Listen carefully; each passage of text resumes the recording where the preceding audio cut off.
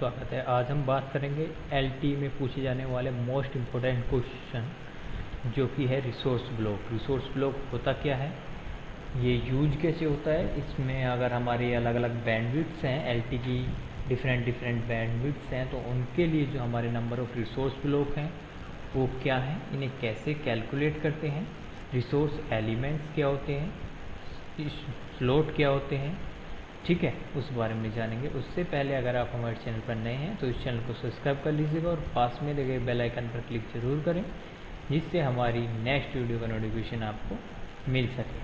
तो चलिए देख लेते हैं।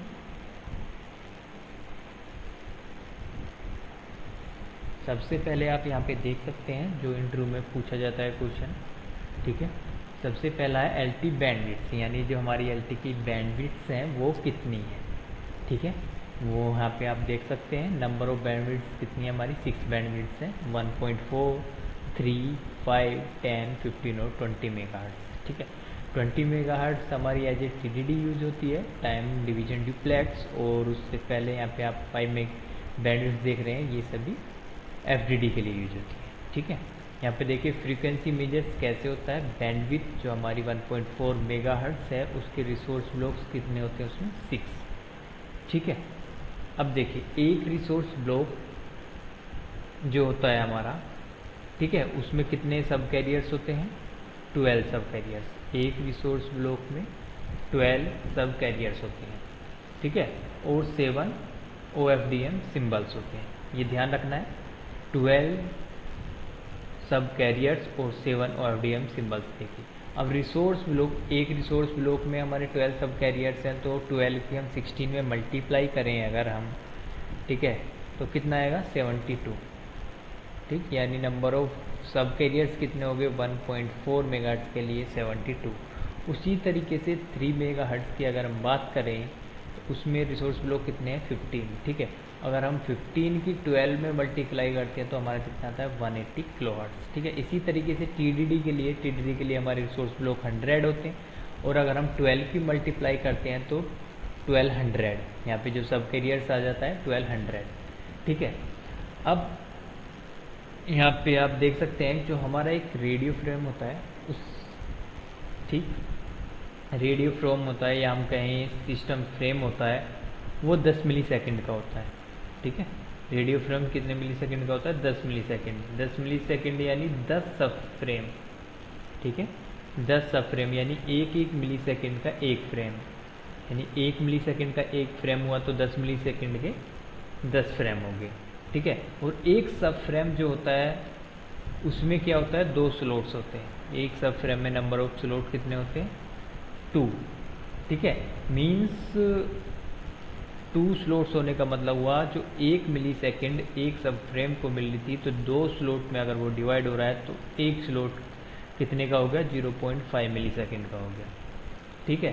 तो 2 स्लॉट कितने हो गए 0.5 मिलीसेकंड, और 0.5 मिलीसेकंड इक्वल टू 1 मिलीसेकंड, यानी एक सब फ्रेम 1 मिलीसेकंड का हुआ, 2 स्लॉट कितने का हुए 1 मिलीसेकंड का, ठीक है, समझ में आ गया होगा।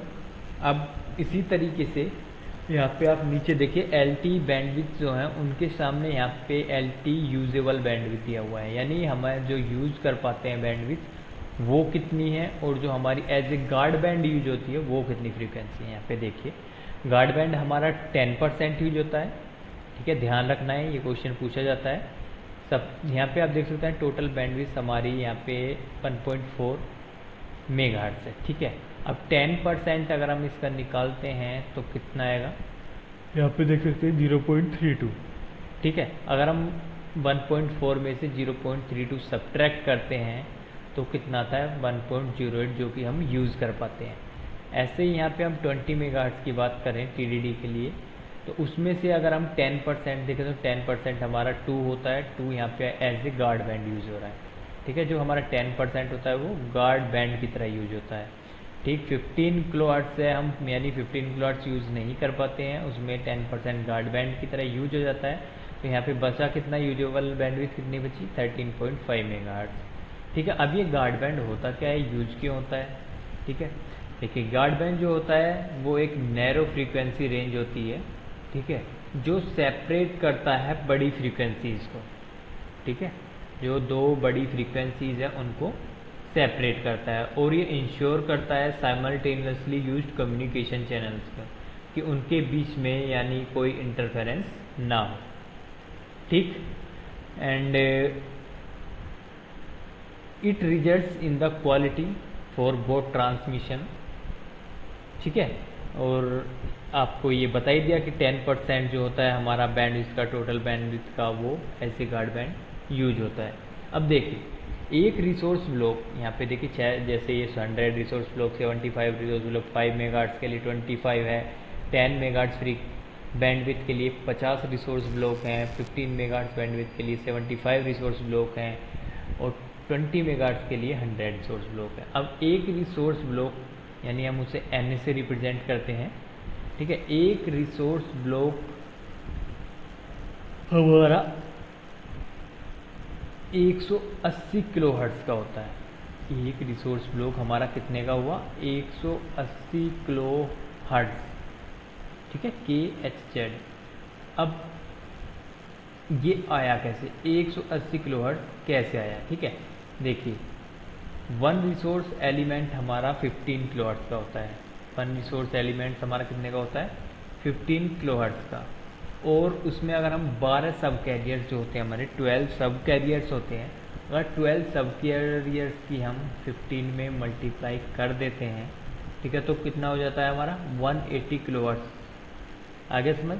तो इसलिए वन रिसोर्स ब्लॉक जो होता है वो हमारा कितना होता है? 180 किलोहर्ट्ज़ का। अब इसी तरीके से अगर हमारे 100 रिसोर्स ब्लॉक्स हैं तो 180 की अगर हम 100 में मल्टीप्लाई करते हैं तो करके देख लेते हैं। देखिए 180 मल्टीप्लाई 100 तो हमारा आ रहा है 18,000, ठीक है, 18,000 किलोहर्ट्ज़।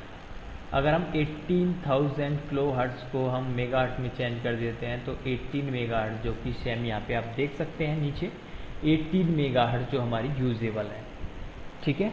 यहाँ से आप इस तरीके से समझ सकते हैं। अब ये रिसोर्स ब्लॉक होता क्या? देखिए, ए resource block is a smallest unit of resource allocation in LTE। आप इस तरीके से समझा सकते हैं इसे किसी को भी। रिसोर्स एलिमेंट क्या होता है? Resource element is the smallest unit of resource block, ठीक है, यानी 12 सब carriers in one OFDM symbols, ठीक है। एक OFDM सिंबल्स में कितने होते हैं? 12 सब कैरियर्स होते हैं। 7 OFDM सिंबल्स में आपके कितने होंगे? 84 सब कैरियर्स। ये ध्यान रखना है, ठीक है। अब गार्ड बैंड के बारे में जानते हैं। गार्ड बैंड तो आपको बता ही दिया है। नेक्स्ट चलते हैं। यहाँ पे आप देखिए, first of all what is modulation को जानते हैं हम। मॉड्यूलेशन क्या होता है? देखिए, it is a way of converting data into radio waves. ये एक तरीका है जो हमारे डेटा को रेडियो वेव्स में कन्वर्ट कर देता है। देखिए यहाँ पे LTE के अंदर हमारी मॉड्यूलेशन टेक्निक जो यूज हो रही है वो डाउनलिंक के लिए OFDMA, ये ध्यान रखना है, ये भी पूछा जाता है। OFDMA orthogonal frequency division multiple axis full form होती है इसकी। और अपलिंक में जो हमारा यूज होता है वो SC-FDMA, ठीक है। यहाँ पे कुछ पॉइंट्स देखिए, यहाँ पे कुछ पॉइंट्स दिए गए हैं OFDMA पर। फ्रेम बड़ी यूनिट्स हुई, उससे छोटी यूनिट सब फ्रेम, देन स्लॉट और देन सिंबल्स, ठीक है। ये चीज़ आपको याद रखनी है, सिर्फ ज़्यादा कुछ नहीं, ये चीज़ आपको याद रखनी है। इस पिक्चर में आप देख सकते हैं यहाँ पे ये OFDM है और ये OFDMA है, ठीक है। OFDMA is used for downlink. किस लिए यूज होता है? डाउनलिंक के लिए यूज होता है। OFDM यहाँ पे आप देख रहे हैं, OFDM की जो फुल फॉर्म होती है ऑर्थोगोनल फ्रीक्वेंसी डिवीजन मल्टीप्लेक्सिंग होती है। और OFDMA की जो फुल फॉर्म होती है orthogonal frequency division multiple axis. ये मल्टीप्लेक्सिंग होता है, ये मल्टीपल एक्सिस होता है, ठीक है। ये चीज़ आपको याद रखनी है। अब कुछ पॉइंट्स बता देते हैं OFDM के बारे में। देखिए, OFDM splits the carrier frequency bandwidth into many small सब कैरियर्स स्पेस्ड एट 15 किलोहर्ट्ज़, ठीक है। जो OFDM है वो क्या करता है? स्प्लिट कर देता है कैरियर फ्रीक्वेंसी जो है हमारी, उसको स्मॉल सब कैरियर्स में, ठीक है, जो 15-15 किलोहर्ट्ज़ के रहते हैं, आपने देखे होंगे। एंड देन मॉड्यूलेट्स ईच इंडिविजुअल सब कैरियर यूजिंग QPSK 16 QM और 64 QM डिजिटल मॉड्यूलेशन फॉर्मेट, ठीक है। OFDMA use OFDM multiple user are sharing the bandwidth at each point in time, ठीक है। It increases spectral efficiencies due to orthogonality between subcarriers and one of the disadvantage is high peak to average power ratio. Okay, it means the peak value of the system is very high when compared to average of the whole system, and this can be overcome by using high compression point power amplifier and amplifier linearization technique, ठीक है, उसी के द्वारा ही हम इसे overcome कर सकते हैं। This hardware can be used in base station but when used in UE it will become expensive, ठीक है। ये जो हार्डवेयर है आपके किसमें जो रहा होता है बेस स्टेशन में, लेकिन अगर हम इसे UE में यूज़ करें तो ये क्या हो जाएगा, बहुत ही ज़्यादा एक्सपेंसिव हो जाएगा हमारा UE, ठीक है। इसीलिए जो हमारा LTE होता है वो क्या यूज करता है, SC-FDMA, ठीक है। SC-FDMA की जो फुल फॉर्म होती है single carrier frequency division multiplex axis with cyclic prefix, ठीक है। ये अपलिंक में यूज होता है और यह लोअर पेपर यानी peak to average power ratio use करता है और ये लो बैटरी कंज्यूम करता है। सिंपल एम्पलीफायर डिज़ाइनिंग की ज़रूरत होती है इसे, ऐसा नहीं है कि ज़्यादा हार्ड हो। और ये क्या करता है, अपलिंक कवरेज और सैलेज परफॉर्मेंस को इंक्रीज कर देता है, ठीक है। यहाँ पे आप देख सकते हैं रिसोर्स ब्लॉक, जो कि मैंने स्टार्टिंग में बताया था, रिसोर्स ब्लॉक्स। यहाँ पे resource number of resource block है, यहाँ पे resource block 0, resource block 1, resource block 2, ऐसी नंबर ऑफ रिसोर्स ब्लॉक तक आप जा सकते हैं। यहाँ पे देखिए एक रिसोर्स ब्लॉक में 12 सब कैरियर्स होते हैं, जो कि मैंने बताया था, और 7 OFDM सिम्बल्स होते हैं, ठीक है। इसमें गलत दिया हुआ है, 7 OFDM सिम्बल्स होते हैं, ठीक। अगर हम 12 की 7 में मल्टीप्लाई करते हैं तो 84 रिसोर्स एलिमेंट्स आता है, ठीक है। 84 रिसोर्स एलिमेंट, एक रिसोर्स एलिमेंट यहाँ पे आप देख सकते हैं कितने का होता है, ठीक है। एक रिसोर्स एलिमेंट 15 किलोहर्ट्ज़ का होता है, ये आपको ध्यान रखना है। अब देखिए एक रिसोर्स ब्लॉक कितने का हुआ हमारा, 180 किलोहर्ट्ज़। 180 किलोहर्ट्ज़ का कैसे हुआ ये जानने की कोशिश कीजिए। एक रिसोर्स एलिमेंट हमारा 15 किलोहर्ट्ज़ का, और अगर हम 12 जो हमारे सब कैरियर्स हैं उन 12 की अगर हम 15 में मल्टीप्लाई करते हैं तो हमारा आता है 180 किलोहर्ट्ज़, ठीक है। और जो हमारा एक रिसोर्स ब्लॉक होता है वो 180 किलोहर्ट्ज़ का होता है। वो रिसोर्स ब्लॉक 180 किलोहर्ट्ज़ का होता है और जो रिसोर्स एलिमेंट है वो 15 किलोहर्ट्ज़ का होता है। 15 किलोहर्ट्ज़ की अगर हम मल्टीप्लाई करते हैं सब कैरियर में, सब कैरियर्स हमारे 12 होते हैं, उनमें मल्टीप्लाई करते हैं तो 180 किलोहर्ट्ज़ आ जाता है। ये चीज़ आपको ध्यान रखनी है। 84 हमारे रिसोर्स एलिमेंट हुए एक रिसोर्स ब्लॉक में, ठीक है। इसलिए 100 अगर हम TDD की बात करें यानी 20 मेगाहर्ट्ज़ की बात करें तो 100 रिसोर्स ब्लॉक होते हैं हमारे 20 मेगाहर्ट्ज़ के लिए, और अगर हम 100 में 84 की मल्टीप्लाई करते हैं तो हमारा 84,000 आएगा, यानी 84,000 रिसोर्स एलिमेंट्स आ जाएगा हमारा, ठीक है। 20 मेगाहर्ट्ज़ के लिए रिसोर्स एलिमेंट्स कितने हो जाएंगे, 84,000। चलते हैं नेक्स्ट पे। यहाँ पे देखिए जो कि गार्ड बैंड के बारे में बताया था, देखिए यहाँ पे कैरियर्स हैं, कैरियर्स के बीच में एक गार्ड बैंड होता है जो कि 180 किलोहर्ट्ज़ का होता है। तो इसलिए 10% जो गार्ड बैंड यूज होता है किसी भी बैंडविड्थ के लिए वो इसीलिए हो जाता है, ठीक है, उसमें इंटरफेरेंस ना हो आपस में। अगर हम गार्ड बैंड डिप्लॉयमेंट होता है तो यहाँ पे एग्जांपल देके समझाया गया है, if LTE FDD bandwidth is greater than और इक्वल टू 10 मेगाहर्ट्ज़, ठीक है।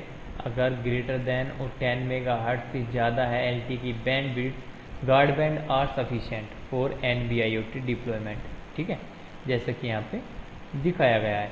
If LTE FDD bandwidth is less than 10 megahertz, यानी 10 मेगाहर्ट्ज़ से कम है, देन क्या होगा, NB-IoT network can not be diploid because of guard band insufficiency, ठीक। ये पॉइंट्स आपको ध्यान में रखने हैं, ठीक है। तो इस आज की वीडियो में ऐसे 4-5 क्वेश्चंस हैं जो कि बताए गए हैं और इंटरव्यू में पूछ लिए जाते हैं, बहुत ही छोटे छोटे क्वेश्चन पूछे जाते हैं जिन पर हम ध्यान नहीं देते हैं। तो इस वीडियो में दी गई जानकारी आपको अच्छी लगी होगी और याद भी हो गया होगा।